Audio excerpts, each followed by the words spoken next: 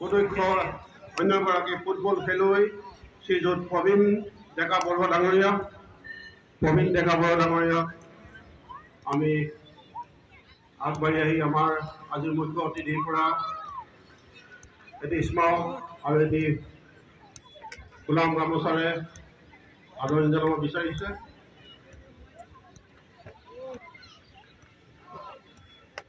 আমাৰ মাজত আহি উপস্থিত হৈছে একালৰ ফুটবল খেলুৱৈ শ্ৰীযুত অজিত কলিতা ডাঙৰীয়া আৰু শ্ৰীযুত অজিত কলিতা ডাঙৰীয়া আমি আগবাঢ়ি আহি আমাৰ আজি মুখ্য অতিথিৰ পৰা এই সম্বৰ্ধনা গ্ৰহণ কৰিবলৈ অনুৰোধ জনাইছোঁ।